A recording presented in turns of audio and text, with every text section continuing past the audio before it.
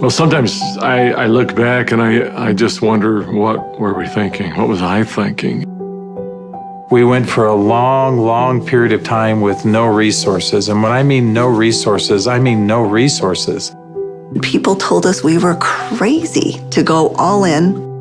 You know, is this really going to work? I think some of the most beautiful things can emerge through trial and through difficult times.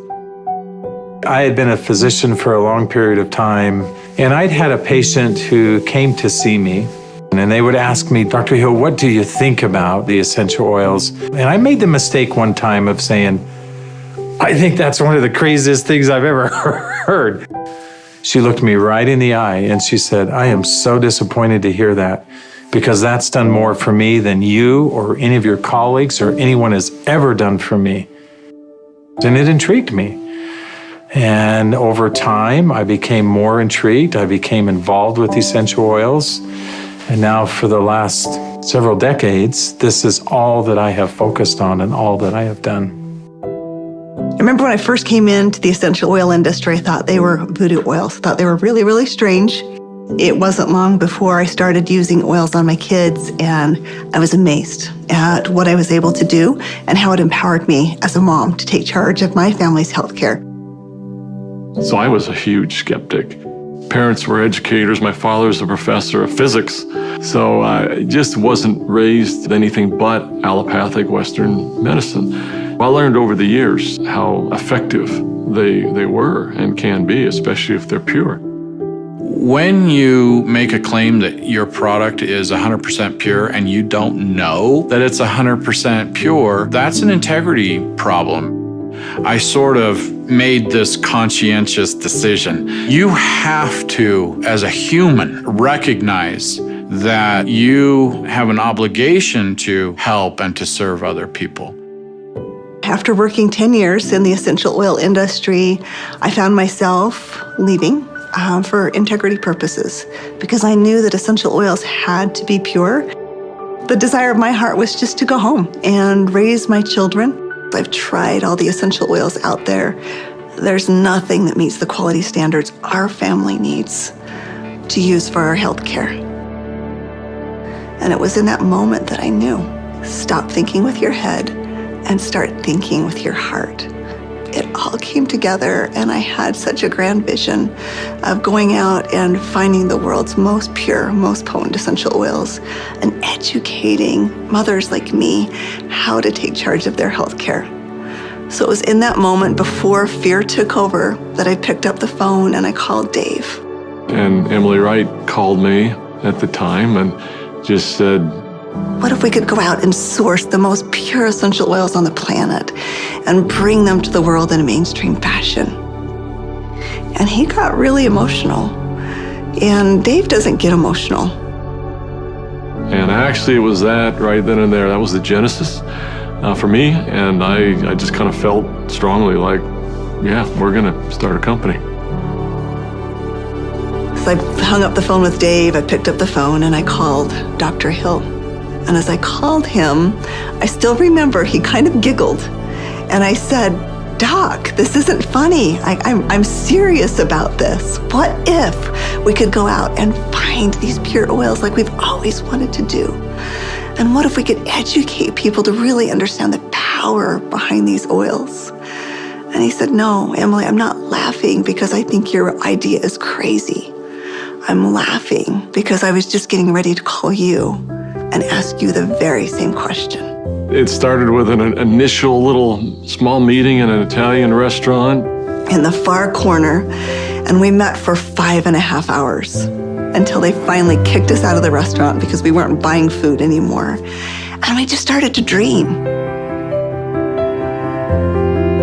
We would meet anywhere we could find some space to meet. And it was in some strange places. Of course, the basement of the Normal Library was one. We got too rambunctious and they finally kicked us out of the library. Sometimes it was in the basement of our homes. I remember not telling my kids, that I was unemployed and starting a new thing, but the dad was working on a project in the basement. As I did the business plan, I started to realize that This was going to be big. I just knew that with such a good team and product that had changed our lives, we felt like this was going to be significant. So as we began in the spring of 2008, that's when we had a massive falling out with the housing market in the United States. And there was a lot of panic and a lot of fear. We looked at starting this company. The first thing you think is, I got to raise money. I've got to get capital. And we set out to do that initially. And actually ended up, the four of us, back in New York City, visiting with some very high-profile people. And as we gathered together that next morning at that conference table, and we've got, all of these Manhattan-style managers that are meeting with us, and they quizzed us for hours. Finally, at the end of the day, they looked at us and they said, "We believe that your business model is going to work. We believe that you will be successful, and we want to fund your venture. We'll give you $5 million. And we all, of course, felt extremely elated. They were willing to fund the company, but of course they were interested in 51% and control. And I just remember the feeling we had as we walked away from that conference table. And the four of us found ourselves in front of the Statue of Liberty. And I remember looking across the water. Almost as if on cue, as I recall, we all just grew somewhat silent. And as we looked out over the water, and I looked at the Statue of Liberty, what rung true to me is, we're doing this to give people freedom. And if we take their money, we can't make people free. And we can't make this dream that we have a reality, because they'll never allow us to bring the quality of essential oils that we know we have to have to light. Because they'll be looking for an exit strategy, they'll be looking for a return on their investment, and that can't be part of the equation. I remember standing right next to Dave Sterling, and Dave looked at me and in kind of a somewhat shocking way, he asked me, "How much money do you have, Doc?" And I said, I don't know. And he said, "How much can you pull together?" And I said, "I don't know."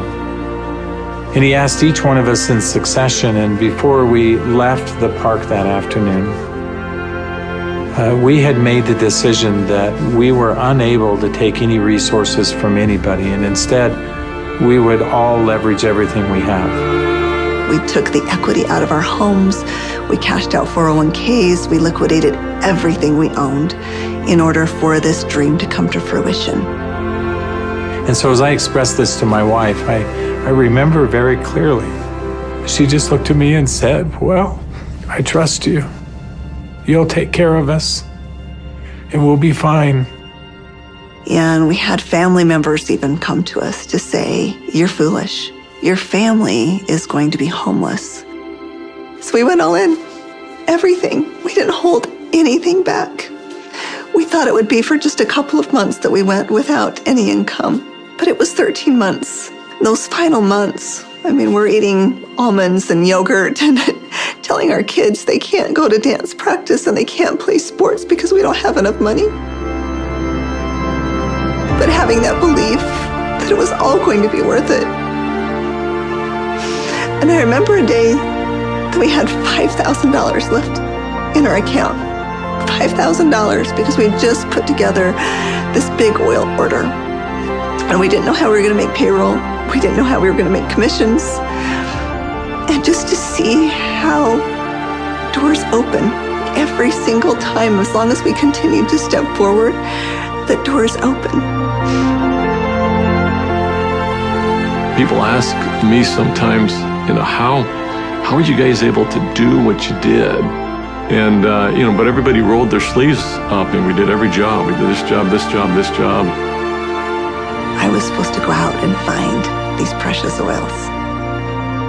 So I started calling people, and every single person would say, "Of course, our oils are 100% pure." And that's when I realized almost all essential oils that are sold out there are sold through brokers. These brokers were very smart people, often having very sophisticated labs. And the oils were almost always changed. Most were not pure. Most were synthetically created I had probably 100 plus different samples that had been sent to my home. And every time we would meet, Dave, Dr. Hill would say, Emily, have you found the oils yet? I'd have to say, not yet. Like, are we going down the right path? Is this really what we're supposed to do? And I remember one beautiful day, I opened up my doorstep and 5 oils showed up all in the same day. It was frankincense, lavender, tea tree, lemon, and peppermint. As I smelled these bottles, I called up Dave and I called up Dr. Hill and I said, I found the oils. I brought my camera because that was going to be a moment that I wanted to capture. And we pulled the lid off and smelled it. We were confident that these were the purest oils on the planet. I remember that first discussion we had. We talked about the culture of the company. What type of soul do we want doTERRA to have? And we realized that these oils are experiential. And we realized it had to be a person-to-person model. We had to bring people together. We've got to have a culture of giving back. We have to have a culture of caring. Locking arms with the people who are putting the seeds in the ground, who are harvesting these products. It's making sure that their needs are met. As I look back on it today with doTERRA, it's overwhelming to me to see the impact it is around the world. There's a lot of sacrifice, but again, those are days we look back on, with some pride. Sacrifice is a really important piece. Today, we've empowered nearly 8 million families all around the globe. We're now filling 315,000 bottles of oil every single day.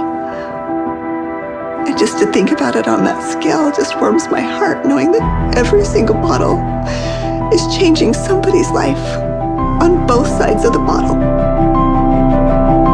I believe every single person in this world needs essential oils. Essential oils are the great equalizer. We have single-handedly changed the acceptance of essential oils in science and in medicine. We are so committed to this work. We are so humbled to be stewards of what nature has created so perfectly for us. And we're so grateful for all of our amazing employees, for all of our amazing wellness advocates, for all of our amazing customers all around the world. We haven't changed in our mission. We haven't changed in our purpose. We're still true to those things that very early on were important.